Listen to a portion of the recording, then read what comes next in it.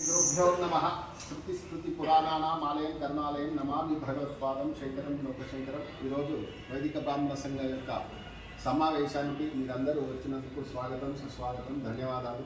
అలాగే సభ ప్రారంభం మన బ్రహ్మశ్రీ మురుగుట్ల రాజేశ్వర శర్మ గారిని అధ్యక్షుడిగా వహించవలసిందిగా కోరుతున్నాను। గురుగారు బ్రహ్మశ్రీ సుధాకర్ శర్మ గారిని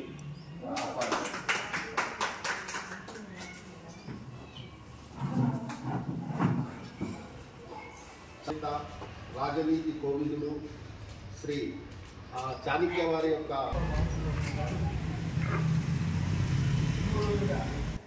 రాజనీతిజ్ఞుడు మరి మా బాలసుబ్రహ్మణ్యం గారికి ఎందుకో ఆయన మంచికై పోరాడేటువంటి వ్యక్తి। ఈ తెలంగాణ బ్రాహ్మణ వైదిక సంఘ ఏర్పాటులో ఎన్నో అవకతవకలు ఎన్నో కష్టాలు నష్టాలు అన్నీ కూడా భరించి ఈ స్థాయికి తీసుకొచ్చిందంటే ముఖ్యంగా మా బాలసుబ్రహ్మణ్యం చెప్పక తప్పదు। అయితే చాణక్యుడు వెళ్దాం బాబాయ్ అంటే తప్పకుండా వెళ్దాం దానికి కొంతమంది దాతలు ముందుకు వచ్చినారు। వైదిక బ్రాహ్మణ సంఘం తరఫు నుంచి చాణక్య ప్రాజెక్ట్ అని ఒకటి పెట్టాం। దీనికి ఇది కాకుండా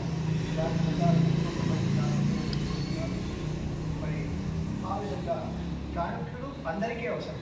మొన్న నేను ఒక చోట మాట్లాడినప్పుడు కాంగ్రెస్ వాళ్ళు ఉన్నారు అక్కడ, అయితే చాణక్యుడి విగ్రహంతో మాట్లాడినప్పుడు చాణక్యుడు అందరికీ అవసరమే, చాణక్య నీకు అవసరం అని చెప్పడం జరిగింది। కాబట్టి హైదరాబాద్కి వచ్చేటువంటి ప్రధాన రహదారులలో విజయవాడ రూట్ కానీ ఎక్కువ జనాలు వచ్చేటువంటి రూట్లో పెట్టాలి।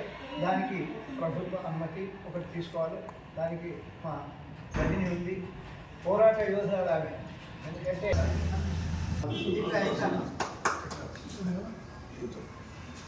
మరి నిలదొక్కే ప్రయత్నం చేస్తున్నాం, దాన్ని రొమ్ము చేయడానికి మనం అందరం కూడా ఐక్యమవుదాం।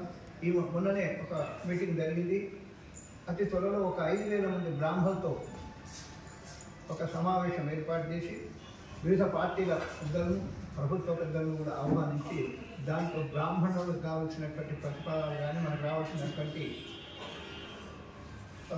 ఏదైతే ప్రతిఫలాలు ఉన్నామో వాటిని హక్కులను సాధించుకోవడానికి ప్రయత్నం చేయాలని ఒక సమావేశం ఏర్పాటు చేసినాం।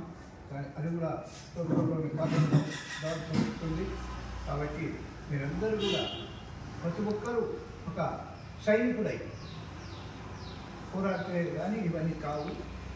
మరి వయసు రీత్యా నాకు అవసరం కూడా లేదు, కానీ వైదిక రీత్యా ఒక బ్రాహ్మణను బాధపడాలి అనేటువంటి భావం చేత మరి ఈ కార్యక్రమాలలో పాల్గొంటున్నటువంటి మీకు అందరికీ కూడా ఒక మనవి చేస్తూ మీరందరికీ కూడా కావాలి కాణిక విగ్రహానికి సహకరించండి। కాకపోతే వైదికుడికి ఉన్నటువంటి అవమానాలు ఎవ్వరికి అవుతాయి। ఉదాహరణ మా సుధాకరు ఏ నియోగో ఏ కారణం అయితే ఆయన నీ స్థానం ఉంటుందా ఎప్పుడూ పై పదవి తీసుకపోదు, పైకెక్కి అంటే వేరే అనుకోకమ్మా నవ్వుతున్నావు।